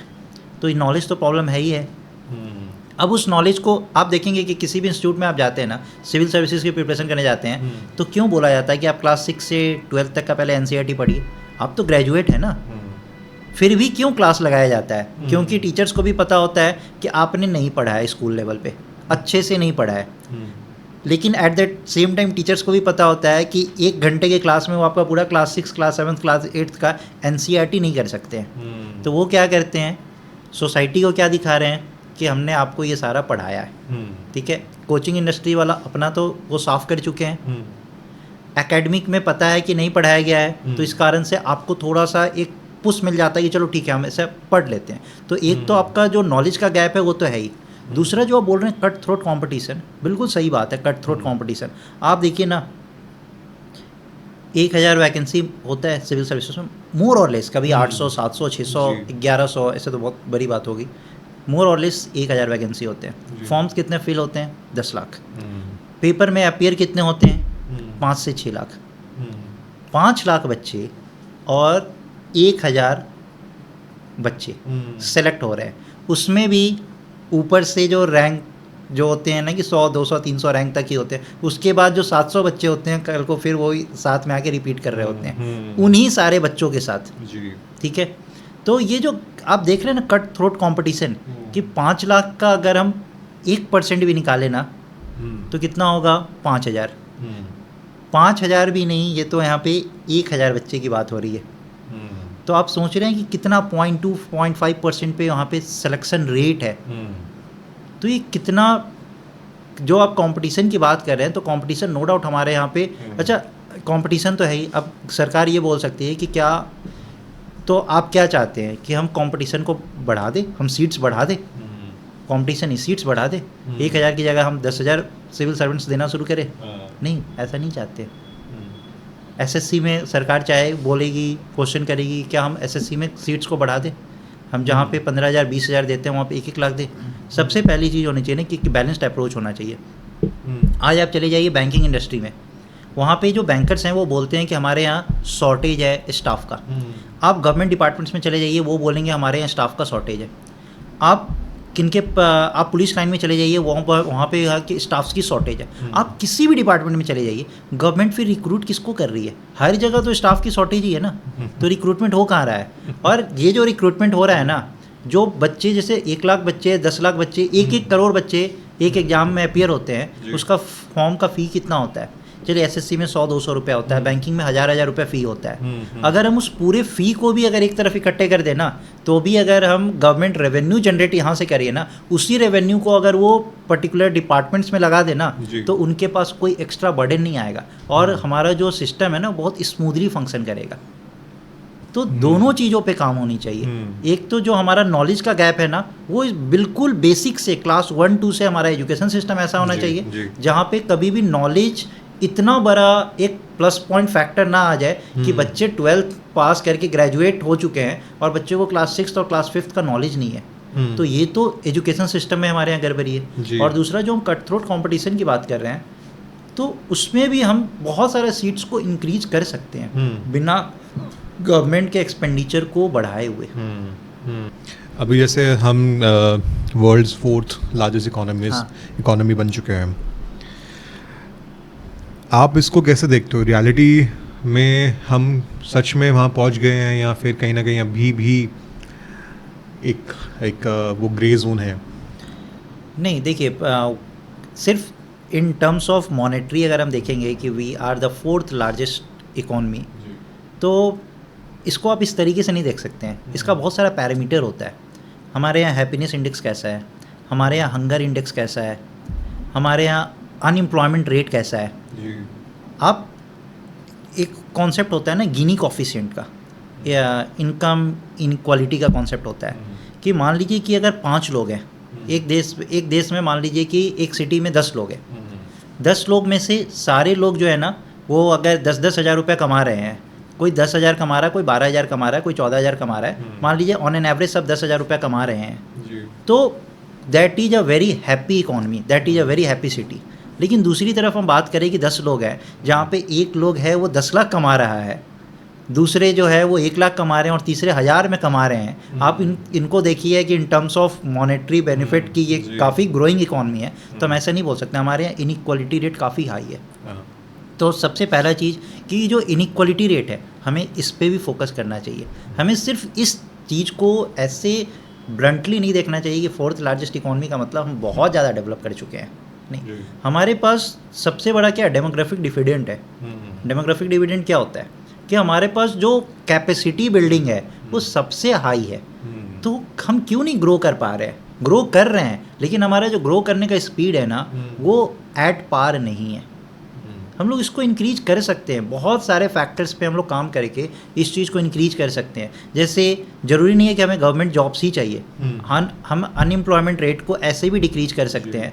हमारे यहाँ कितनी सारी ऐसी मैन्युफैक्चरिंग कंपनी है, बहुत सारे, हम लोग बहुत कम चीज़ों को मैन्युफैक्चर करते हैं। बड़ी बड़ी मशीन्स जो होते हैं ना, जैसे अगर हम इसमें भी बात करें मेडिकल टर्म्स में बात करें, तो जैसे MRI वगैरह जो बड़ी बड़ी मशीन्स होती है उसको तो हम क्या करते हैं, इंपोर्ट करा रहे थे। अपने देश में छोटा छोटा सा हम लोग मशीन बना रहे हैं, तो इससे हम ग्रो नहीं कर सकते हैं। गवर्नमेंट ऐसी इनिशिएटिव्स लेके आए ना जहाँ पे हम अपना खुद का, जैसे हम लोग बात तो ज़रूर करते हैं made in India, vocal for local, लेकिन इस चीज़ का अगेन वही बात आती है ना अकाउंटेबिलिटी कि ग्राउंड रियलिटी पे इस पर कितनी सारी कामें हो रही हैं कि हम लोग सिर्फ बात ही कर रहे हैं, सिर्फ मीडिया उस चीज़ को प्रोजेक्ट कर रहा है कि हाँ ऐसा कुछ हो रहा है कि हाँ हमारे यहाँ मेक इन इंडिया है, मेड इन इंडिया है, हम लोग बहुत ज़्यादा तरक्की कर चुके हैं। लेकिन ग्राउंड रियलिटी क्या है? मीडिया के कम से कम इस चीज़ को भी तो दिखाए ना। हम लोग वो जो बोलते हैं ना कि शिशु, किशोर और तरुण जो मुद्रा लोन जो दिया जाता है, तो उसमें भी अगर आप देखेंगे ना कि जो लोगों का जो इनकम है वो 5,000, 7,000, 10,000, 14,000 इस तरीके का इनकम है, तो उससे तो हम उस चीज़ को नहीं कर सकते ना कि हमारा देश बहुत ज़्यादा तरक्की कर रहा है। नो डाउट हमारा देश ग्रो कर रहा है, हमारा देश एक डेवलपिंग इकॉनमी है, लेकिन हमें अब डेवलप्ड इकॉनमी बनना है। हम कब तक ये सुनते रहेंगे कि we are still a developing economy? जी जी। अभी जैसे आपने देखा है कि ट्रम्प ने हम पे काफ़ी सारे टैरिफ लगा दिए, चाइना से वॉर चल रहा है, उसका ट्रेड वॉर कह सकते हो आप। आपको क्या लगता है कि हम एज अ नेशन इंडिया हम कहाँ क्या कमी कर रहे हैं सुपर पावर बनने के लिए? क्योंकि रियलिटी में देख रहे हैं, अब आपने से बताया अभी काफ़ी सारी चीज़ें हैं जो ऑन बुक्स बहुत अच्छी लगती हैं सुनने में कि भाई हम 4th लार्जेस्ट इकोनॉमी बन गए, लेकिन रियलिटी में ऐसा है कि भाई Tier 2 Tier 3 में एम्बुलेंस भी नहीं टाइम पे पहुंच रही है। लोग अपने प्यारे लोगों की बॉडीज़ को ट्रक में डाल के, साइकिल पे डाल के हॉस्पिटल लेके जा रहे हैं। मेजर सिटीज़ हो गई, दिल्ली हो गई, यहाँ पे हमें सब कुछ मिलेगा, बहुत चीज़ें मिलेगी, लेकिन अगर हम थोड़ा सा दिल्ली से 100 किलोमीटर दूर ही चले जाएंगे तो हमें एक बिल्कुल इमेज चेंज हो जाती है। आपका क्या मानना है कि हम कहाँ क्योंकि हमारी कहीं ना कहीं हमारे उसमें कॉन्स्टिट्यूशन में भी लिखा है कि भाई हमारी एज अ सिटीजन हमारी भी एक फंडामेंटल ड्यूटीज़ होती हैं एक दूसरे की तरफ, नेशन की तरफ, हर एक चीज़ की तरफ। तो हम as a super power personally और as a super power government के थ्रू, आपका क्या इसमें राय है? As a super power towards a nation, ठीक है, जैसे नेशन की तरफ हर एक इंडिविजुअल का सबसे पहला राइट यही होना चाहिए, ड्यूटी होना चाहिए, ठीक है। ड्यूटी ये होना चाहिए कि जो भी हमारे को डिसिप्लिन बताया गया है ना कॉन्स्टिट्यूशंस में, सबसे पहले तो हम उस डिसिप्लिन पे ही काम नहीं करते हैं। जैसे अभी जस्ट एक एग्जांपल मैंने दिया है ना कि अगर हम लोग एक छोटा सा सिग्नल ब्रेक करते हैं तो पुलिस वाला चालान करता है, लेकिन उसमें भी हम लोगों की भी क्या गलती होती है कि हम लोग देखते हैं लेफ्ट और राइट, देखें पुलिस वाला नहीं है, कोई सिग्नल नहीं है, चलो क्रॉस करो और आगे। तो जहाँ पे हम ये देख रहे होते हैं ना कि हमें कोई वॉच कर रहा है, उस टाइम पे तो हम काफ़ी डिसिप्लिन हो जाते हैं, लेकिन जब हमें कोई वॉच नहीं कर रहा होता है तो क्या हम इनर डिसिप्लिन है? जिस दिन हमारे देश में ना डिसिप्लिन आ गई, हमारा देश ग्रो कर जाएगा। Discipline in the sense discipline हर जगह पे। आज अगर मेट्रो जो अगर दिल्ली मेट्रो को देखेंगे, दिल्ली मेट्रो जैसा आज से 20 साल पहले था ना, आज भी दिल्ली मेट्रो ऐसा ही दिखता है, बिल्कुल नीट एंड क्लीन। लेकिन अगर आप इंडियन रेलवे को देखेंगे ना, जो भी नई ट्रेन आती है, चाहे सरकार कितनी भी अच्छी ट्रेन चला दे, आप उसका वॉशरूम यूज़ कर सकते हैं? नहीं कर सकते। स्टार्टिंग में 1-2 घंटा आप उसको देख वॉशरूम यूज़ कर सकते हैं, उसके बाद वॉशरूम गंदा हो जाता है। आप आसपास का जो इन्वायरमेंट देखेंगे वो भी गंदा हो जाता है। तो सरकार भी क्या करे? हमारे अंदर एथिकल वैल्यूज है, हमारे यहाँ मोरल वैल्यूज है नहीं। लोग क्या करता है, आम तौर पे नॉर्थ इंडिया में लोग वेरी फ्रिक्वेंट है पान और ये सब चीज़ खाने का, लोग क्या करते हैं, खाते और फेंकते हैं। अगर आप कंपेयर कर रहे हैं कि यूएस से, चाइना से, बिल्कुल हम लोगों को कंपेयर करना चाहिए। अगर हम गवर्नमेंट को ब्लेम करते हैं तो हमें अपने सिटीजन्स को भी ब्लेम करना चाहिए, अपने ऊपर भी ब्लेम लेना चाहिए कि हम लोग कहाँ पे लैग कर रहे हैं। अगर हम डिसिप्लिन हो जाए तो हम लोग बहुत जल्दी ग्रो करेंगे। आप वहाँ के लोगों को देखिए ना कि अगर वो जा रहे हैं, ट्रैफिक में भी जा रहे हैं, तो वहाँ पे एक जो डेडिकेटेड लेन जो होता है ना, जो लिखा होता है एम्बुलेंस का लेन, उसमें कोई भी नहीं जाएगा, अपनी गाड़ी को कोई भी नहीं लेके जाएगा। उन्हें पता होता है कि how to use the public toilet. अच्छा, हमारे यहाँ जो बच्चा जन्म लेता है ना, बच्चा जब स्कूल में जाता है ना, क्लास 1 क्लास 2 में, तो उनको हम लोग क्या सिखाते हैं? बच्चा मैथ्स, इंग्लिश, क्या उनको आपने बेसिक एटिकेट सिखाया है? नहीं। हमारे यहाँ मोरल एजुकेशन जो है ना, वो ऑप्शनल माना जाता है। वो यस, ऑप्शनल माना जाता है कि क्लास 7th और क्लास 8 तक आप पढ़ाओ, उसके बाद नहीं। अरे ये चीज़ तो सबसे इम्पॉर्टेंट है। हमारे यहाँ कल्चर, जिस कल्चर के यार हम लोग जाने जाते हैं, वो कल्चर पे ही कोई बात नहीं होता है। तो इन सब चीज़ों पे अगर हमने फोकस किया ना, तो जो हम लोग कहते हैं ना कि हमारी जो फंडामेंटल ड्यूटी है, तो ऑब्वियस सी बात है कि हम लोग देश को बहुत जल्दी ग्रो करा देंगे। तो देश ग्रो तभी करेगा जब सारे सिटीजन्स ना डिसिप्लिन होंगे। कोई भी चीज़ आप अपने फैमिली में भी देखेंगे ना, अपने घर में भी देखेंगे, जहाँ चीज़ें डिसिप्लिन रहती है ना, वहाँ चीज़ें बहुत ईजिली ग्रो कर रही होती है। डिसिप्लिन से जहाँ आप हटेंगे ना, चीज़ें कभी ग्रो नहीं कर पाएगी। जी, बहुत सही। चलिए थोड़ा एक बार बच्चों पे दोबारा आता है। कोई बच्चा है, कोई एस्पिरेंट है, छोटे शहर से आ रहा है, बड़े शहर में, दिल्ली में आ रहा है, या कोटा में जा रहे हैं, हैदराबाद में पढ़ रहा है, तो उसका एक दिन का दिनचर्या कैसा हो सकता है, क्या क्या देखते हो उसके लाइफ में? देखिए, कोई बच्चा आ रहा है, छोटे शहर से आता है, आके यहाँ पे बड़े शहर में जैसे ही वो आता है ना, जी। तो उसका अगर आप एक दिन देखेंगे ना दूर से, तो आपको बड़ा इंटरेस्टिंग लगेगा कि अच्छा उस बच्चे को एक अलग सा कमरा मिला हुआ है, वो रह रहा है, उसके पास बहुत सारा फ्रीडम है, उसके पास पैसा घर वाले भेज रहे हैं। लेकिन जी, अगर आप उसको जी। पास से देखोगे ना, कि वो बच्चा उस कमरे में, जिस कमरे में आप 10 मिनट खड़े नहीं हो सकते ना, उस कमरे में वो बच्चा अपना 3 से 4 साल निकाल देता है। वो 10 बाई 8 का कमरा होता है। वो बच्चा 2 ही चीज़ ढूंढता है, हमें शांति चाहिए। जी। अब उसको शांति या तो सुबह मिलेगी या रात को मिलेगी। तो जो अर्ली राइजर होता है ना, वो क्या करता है कि वेरी अर्ली वो सुबह 4 या 4:30 बजे उठेगा। उसके पास बेसिक रिसोर्सेज नहीं होते हैं। हाँ। जैसे मैंने देखा है, मैंने भी वो लाइफ जिया है, बेसिक रिसोर्सेज नहीं होते हैं। अगर आप अर्ली राइजर हैं तो आप क्या करेंगे, गर्म पानी या कुछ भी, आप वो भी लेने के लिए ना, आपको आजकल तो इलेक्ट्रिक केटल वगैरह आ चुका है, तो बच्चे वही अपने रूम पे रखते हैं। छोटा सा एक चाय वाय बना लिया, जी। अपना दिन स्टार्ट कर दिया, जी। 3-4 घंटा पढ़ाई किया। 3-4 घंटा पढ़ाई करने के बाद उसके अंदर अब वो होड़ रहता है कि मुझे जल्दी से इंस्टीट्यूट पहुंचना है। इंस्टीट्यूट में क्या है, क्यों जल्दी से पहुंचना है? जैसे आपका अगर टाइम 10 बजे है तो आप कोशिश करोगे कि आप 9 बजे वहाँ पहुँचो। इसलिए नहीं कि 1 घंटे पहले आप वहाँ पे पहुँच के रिवाइज कर रहे हो, इसलिए क्योंकि आप लाइन में पहले खड़े हो पाओ। और वो जैसे मैंने बताया ना, वो 500, 600, 700 बच्चों का आगे, बैच होता है, हाँ। आप आगे बैठो। जी। 1 घंटा आपका वहाँ चला गया। उसके बाद 3 घंटे की क्लास हुई। 3 घंटे की क्लास में भी ना, उस 700-800 की इन्वायरमेंट में होता है क्या है कि जब टीचर्स कुछ एक्सप्लेन कर रहा होता है ना, तो Tier 2 और Tier 3 सिटी से आए हुए बच्चों के अंदर ना वो डेयरिंग नहीं हो पाता है कि वो टीचर से कुछ क्वेश्चन कर पाए। जैसे मैंने एक छोटा सा, मैं अपना अगर एग्जांपल बताऊं, तो मैं पॉलिटी की क्लास में बैठा था और मैं साइंस का स्टूडेंट रहा हूँ, तो मुझे नहीं पता था पॉलिटी की क्या होता है। तो वहाँ पे लिखा हुआ था एक्स अमेंडमेंट करके लिखा था, जो अभी जो मैं बोलता हूँ एक्स अमेंडमेंट, एक्चुअली क्या है, 10th अमेंडमेंट है, एंटी डिफेक्शन लॉ। ठीक है, तो मैंने बस बोल दिया कि सर वो एक्स अमेंडमेंट का मतलब क्या है। तो whole class started laughing at me, जबकि मुझे पता है कि बगल वाले बच्चों को भी नहीं पता है कि वो क्या हो रहा है। सर ने भी डांट दिया। उसके बाद क्या होता है कि ऐसे बच्चों के अंदर वो डेयर ख़त्म हो जाता है कि कल को वो टीचर से कुछ पूछ पाए।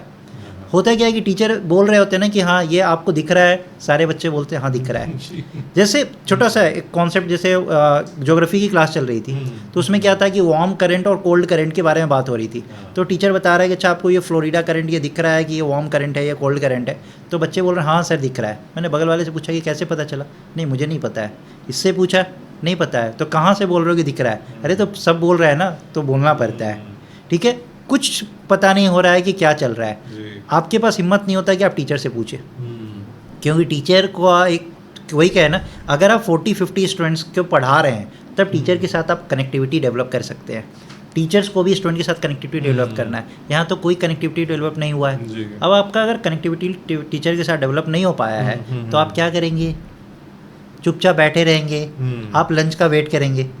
आप जैसे ही लंच में मेस में आप जाते हैं, वही सूखा सा दाल चावल सूखी रोटी और कुछ वो सब्जी दे दिए तो दे दिए, वो उनकी मर्जी। आप वहाँ पे भी उनसे बहस नहीं कर सकते हैं, क्योंकि जो मेस वाले हैं वो सब अगेन मेस माफिया बन चुके हैं। आप किन से बहस करोगे कि हमको खाना ख़राब दे रहा है? वो बोलेगा इसमें क्या खराबी है, दाल में क्या खराबी है, इसमें क्या खराबी है? आप बोल ही नहीं सकते कि क्वालिटी देखो आप इस चीज़ का, क्योंकि आप तो Tier 2 Tier 3 सिटी से मेट्रोपॉलिटन सिटी में आप आ रहे हो। आपके अंदर एक तो ऐसे ही कॉन्फिडेंस ख़त्म है, दूसरा आपने क्लास में गए वहाँ पे आपको कॉन्फिडेंस नहीं मिल रहा है, आप खाने जा रहे हो जो आपका बेसिक नीड्स है वहाँ पे आपको कॉन्फिडेंस नहीं मिल रहा है। आपको कॉन्फिडेंस मिलता कब है? जब आप शाम के टाइम पे अपने दोस्तों के साथ जब बात करते हो ना, टपरी पे चाय पीता है, चाय की टपरी पे, तब लगता है कि हाँ चलो हमारे जैसे कुछ आ रहे हैं। उसी में से फिर वो बच्चे जो गांव से आ रहे होते हैं ना, Tier 2 Tier 3 सिटी के बच्चे होते हैं ना, वो मेंटली बहुत टफ होते हैं। वो कैसे भी करके उस चीज़ को हार नहीं मानते हैं। और यही डिफरेंस आ जाता है कि जो शहर के बच्चे होते हैं और जो गांव के बच्चे होते हैं, ये बहुत बड़ा डिफरेंस हो जाता है। वो मेंटली इतने टफ होते हैं ना, उन्होंने देखा है कि हमारे पास तो खोने के लिए कुछ है ही नहीं, और क्या खोएंगे। तो फिर वो वहाँ से क्या करते हैं, अपने आप को रिवाइव करना शुरू करते हैं। तो उनका एक दिन नहीं, उनका हर दिन ऐसे ही होता है। धीरे धीरे वो कॉन्फिडेंस जनरेट करते हैं। कुछ जो अर्ली राइजर होते हैं सुबह उठ के पढ़ते हैं, कुछ जो लेट तक जगते हैं वो रात को पढ़ते हैं। बस ये डिफरेंस है। आपको ऐसा क्या लगता है जो यूपीएससी के एग्ज़ाम में प्रीलिम्स में क्यों इतना टफ बनता है वो, क्यों उसको इतना ऐसा एक जोन बना दिया गया है कि मतलब लोग 5-5 साल तक लगे हुए हैं लेकिन प्रीलिम्स पास नहीं हो रहा? देखिए, यूपीएससी का प्रीलिम्स एक्चुअली आज का जो कॉम्पिटिटिव एग्जाम है ना, स्पेशली मैं यूपीएससी की बात करूँ ना, तो it's not a process of selection, rather it's a process of rejection. जी। उनका एक मोटो रहता है कि 5 लाख बच्चे आ रहे हैं तो ठीक है, रिजेक्ट करते जाओ, जो बच गए वो सेलेक्ट हो गए। जी। और ऐसा भी नहीं है कि पेपर बहुत टफ होता है, हमारा जो सिस्टमेटिक अप्रोच नहीं है इसलिए पेपर टफ लगता है। आप चाहे जीएस का पेपर उठा ले या फिर आप सीसेट का पेपर उठा ले, जीएस का पेपर भी आप मुझे उठा के बता दीजिए कि कौन सा पेपर आपका एनसीईआरटी के बाहर आया है।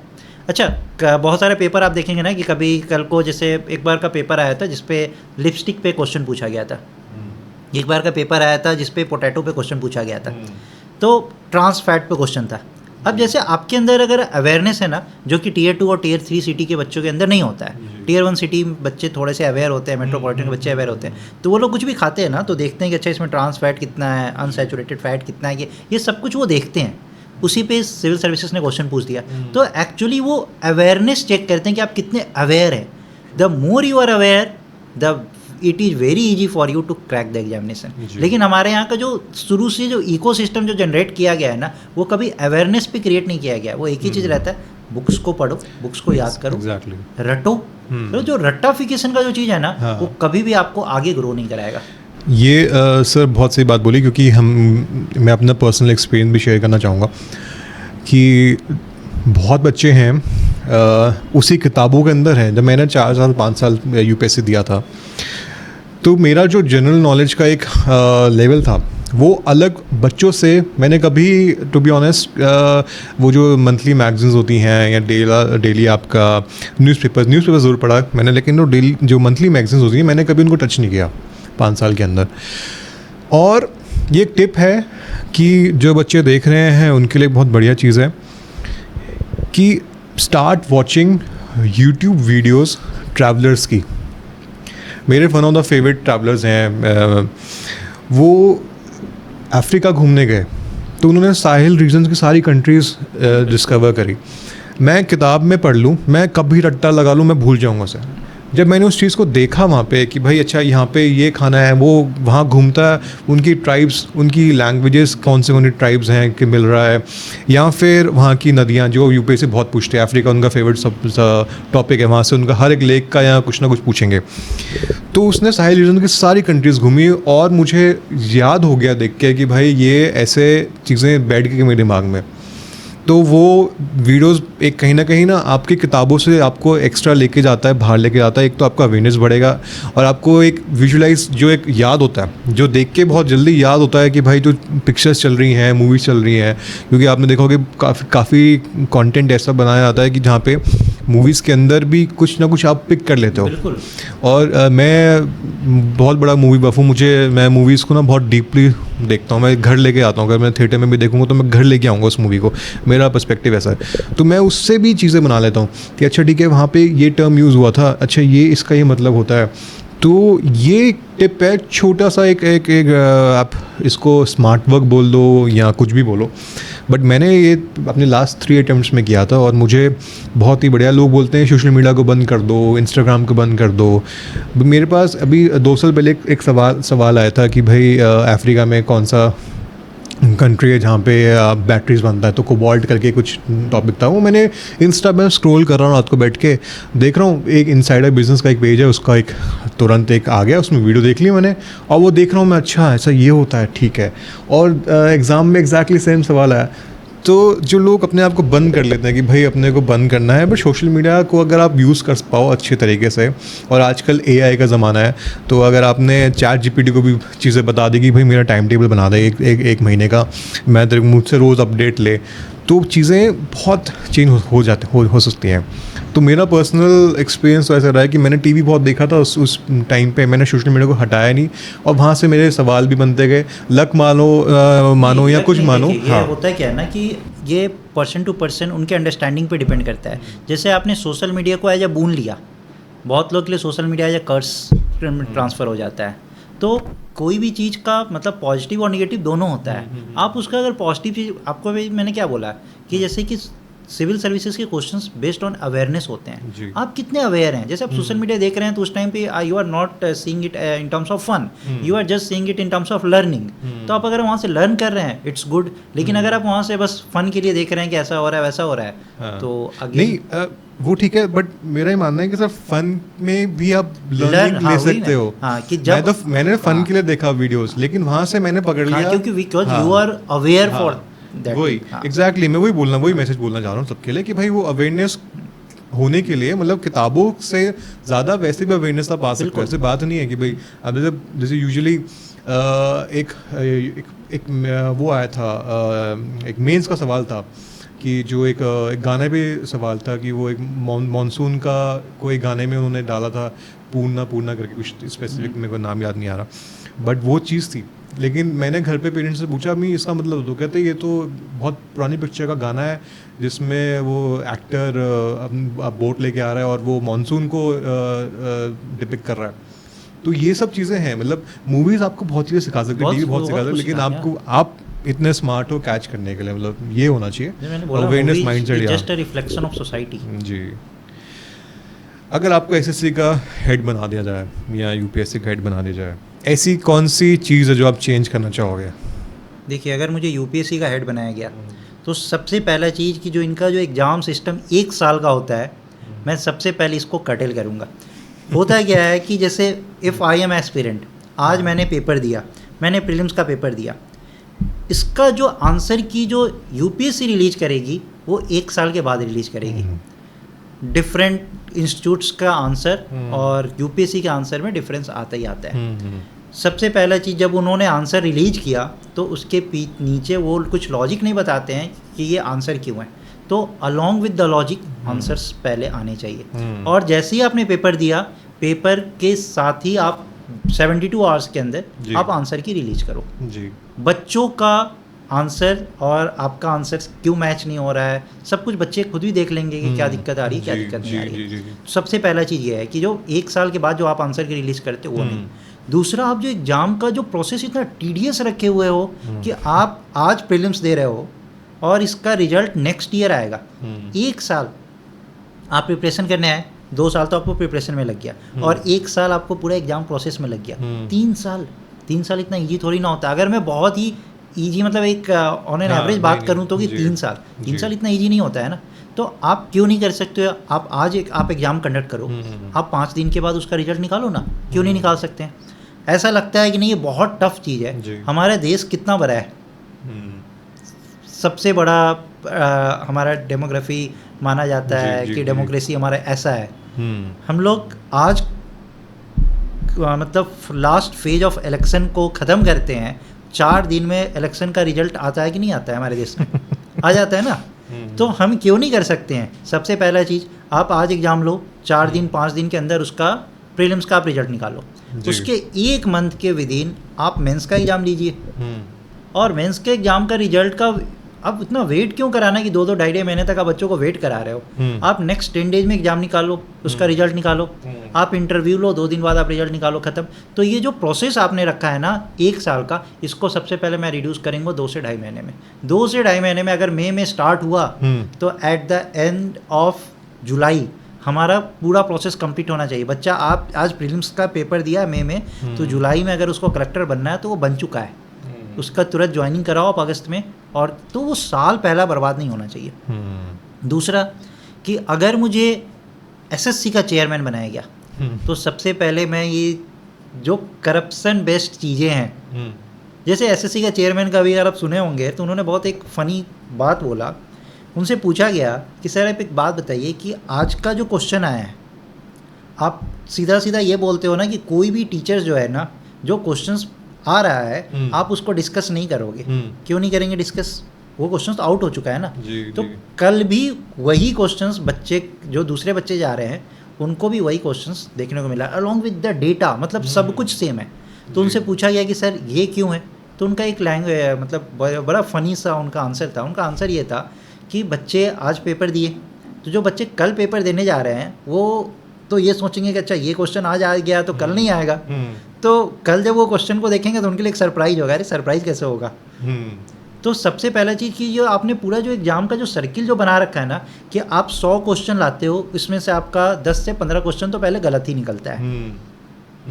आप पूरे साल में एक सिंगल पेपर, मतलब अगर हम सीजीएल की बात करें तो आप पेपर को सही से सेट क्यों नहीं कर पाते हो?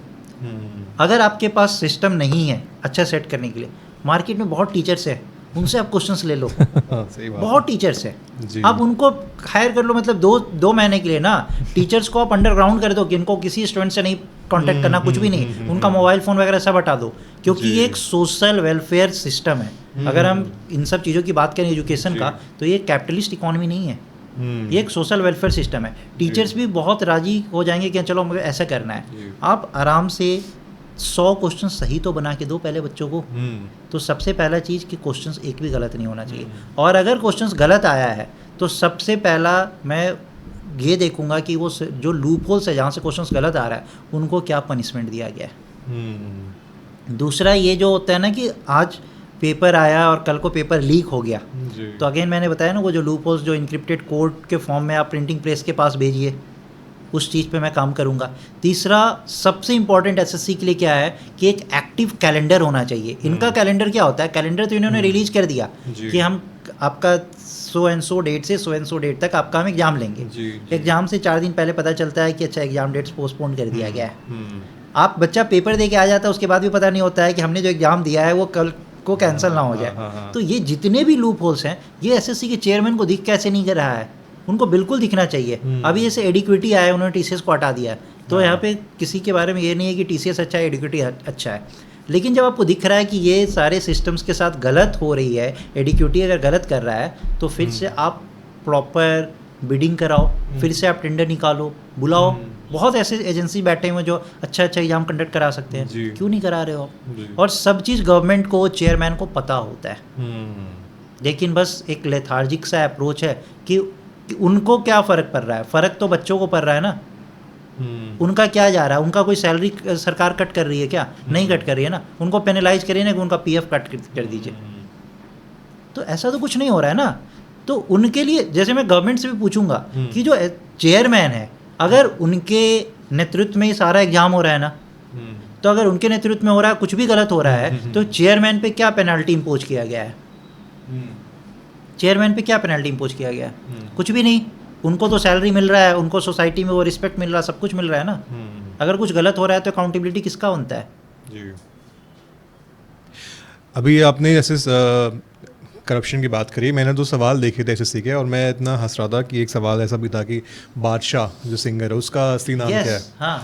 तो मैं सोच रहा था, मैंने कहा ये लेवल ऐसा, इस लेवल पे क्यों आ गए हम कि भाई ये इतना इम्पोर्टेंट बन गया हमारे प्रीलिम्स के सीजीएल के लिए कि उस गाने का सिंगर कौन है। तो ये अवेयरनेस नहीं, मेरा पर्सनल ओपिनियन है। सेकंड चीज़, ये बड़ा ही दिलचस्प चीज़ है कि भाई आपने एक तरीके से एक बच्चे का दिल्ली में रहता है, वो उसका सेंटर दे दिया लक्षद्वीप या अंडमान दे दिया। लो, ये बड़ा एक चीज़ अभी मैंने इसी साल देखी है, जो बहुत सब लाइमलाइट में चीज़ें लोग बोल रहे हैं कि ये, इसके बारे में हम क्या मानते हो, क्या सोचते हो? कंप्लीट इकोसिस्टम का फेलियर है। हाँ। एसएससी को इस चीज़ का, इनफैक्ट एसएससी के चेयरमैन ने भी इस चीज़ को एक्सेप्ट किया है कि हमारे यहाँ जो एग्ज़ाम हुए थे उसमें मैं मानता हूँ कि 55,000 बच्चों के साथ गलत हुआ है। आप खुद ही मान रहे हो कि 55,000 बच्चों के साथ गलत हुआ है। ये चीज़ तो गवर्नमेंट के पास भी जा रही है ना, गवर्नमेंट को भी पता है ना कि 55,000 बच्चों के साथ गलत हुआ है। तो फिर भी हम उसी सिस्टम से क्यों एग्ज़ाम कंडक्ट करवाएंगे? हम कोई और नया तरीका क्यों नहीं लेके आएंगे? कोई नया सिस्टम को क्यों नहीं लेके आएंगे जिसके थ्रू हम और अच्छे तरीके से एग्जाम कंडक्ट करवा सकते हैं? क्वेश्चंस का भी एक स्टैंडर्ड होना चाहिए, एक लेवल होना चाहिए। हम उस लेवल को भी खोते जा रहे हैं आज के टाइम पे। तो आज के टाइम पे अगर हम एसएससी की बात करें तो ये बिल्कुल डाउनग्रेड हो चुका है। सर, मज़ा आ गया आपसे बातें करके। शायद पब्लिक को नहीं पता, बट मैं आपका स्टूडेंट रह चुका हूँ। जाने से पहले उन सब बच्चों के लिए एक पावरफुल मैसेज और मेरे प्लेटफॉर्म के लिए आप कुछ बोलना चाहेंगे? देखिए, जाने से पहले मैं उन बच्चों के लिए मैसेज देना चाहूँगा कि आप जब कॉम्पिटिटिव एग्ज़ाम का प्रिपरेशन करने आते हैं ना, तो माइंड में कोई लोड लेके नहीं आइए कि आप अगर IAS नहीं बने या फिर आप इनकम टैक्स इंस्पेक्टर नहीं बने तो आपका लाइफ, आप जब प्रिपरेशन कर रहे हैं ना, तो सबसे पहला चीज़ है ना कि विथ फुल अवेयरनेस आप पूरे मन से प्रिपेयर करिए, क्योंकि आपको सबसे इम्पॉर्टेंट जो है ना लाइफ में आगे ग्रो करने के लिए आपके अंदर स्किल होना चाहिए।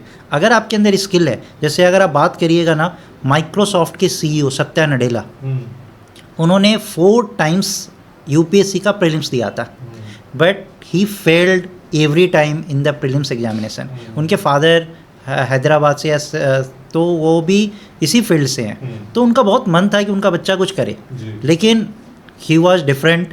उन्होंने तैयारी के समय पे भी वो पूरा अवेयरनेस के साथ उन्होंने तैयारी किया, ठीक है, उनका सिलेक्शन नहीं हुआ, बट आज आप देखिए कि वो किस जगह पे पहुँचे हैं। तो ये जो एग्ज़ाम को आप सोच के चलते हैं ना कि ये जो मेरा पेपर है इसको हम अगर क्रैक किए तो हम सक्सेसफुल हैं और इसको क्रैक नहीं किए तो हम अनसक्सेसफुल है, ऐसा कुछ नहीं होता है। आपको बस इस एग्ज़ाम को इस तरीके से लेना है कि ये एग्ज़ाम बस एक थ्रेशोल्ड है, अगर आप क्लियर किए हैं तो ठीक है, नहीं क्लियर किए हैं तो आप जितने अवेयरनेस के साथ आपने प्रिपेयर किया, जितना आप स्किल्स डेवलप किए हैं, आप बहुत कुछ इससे बेहतर कर सकते हैं। जैसे अगर मैं आपको देखूँ, आपने प्रिपरेशन किया, जो सिलेक्शन में जो कमी रह गई जो भी रहा, लेकिन आपने जो स्किल जो डेवलप किया, आप इतना बड़ा प्लेटफॉर्म आज ग्रो किए हैं, लोगों से आप इस तरीके से इंटरेक्ट कर रहे हैं, बात कर रहे हैं, तो ये बहुत बड़ी बात है कि आपने उस बीच में अपनी स्किल्स को डेवलप किया है।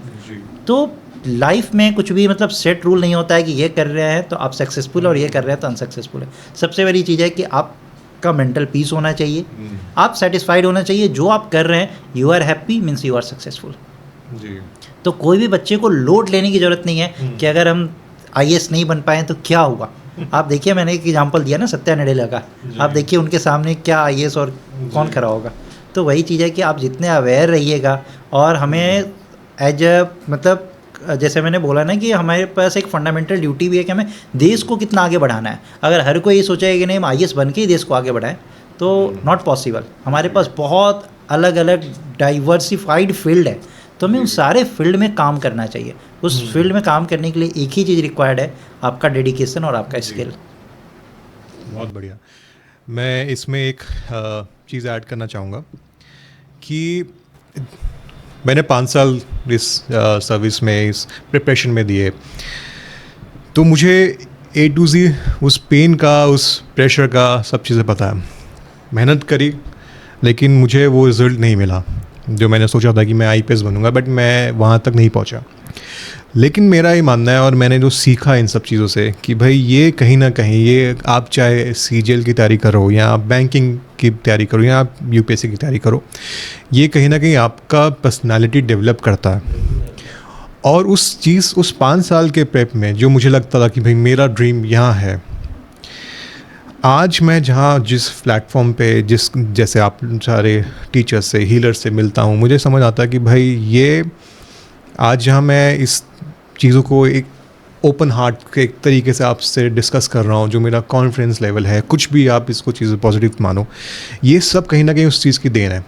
जो लोग इस चीज़ को लेके बैठ जाते हैं कि अब लाइफ ख़त्म है, अब मेरे पास में कुछ चीज़ नहीं है, तो आप थोड़ा सा अपने बस पिवट करो कि there is a lot of things. अगर मैं वहाँ अपने लास्ट टर्म में अगर मैं ये सोच के बैठ जाता कि मैं कुछ नहीं कर पाऊँगा, मैं क्या करूँ, मेरा भी ये प्लेटफॉर्म बड़ा ही क्विक डिसीजन था कि भाई लेट्स ट्राई दिस। एक गैप है, एक मेंटल हेल्थ पे मैं पॉडकास्ट शुरू करूँ और एक इंडिया का लीडिंग पॉडकास्ट मैं बनाऊँ ऑन मेंटल हेल्थ।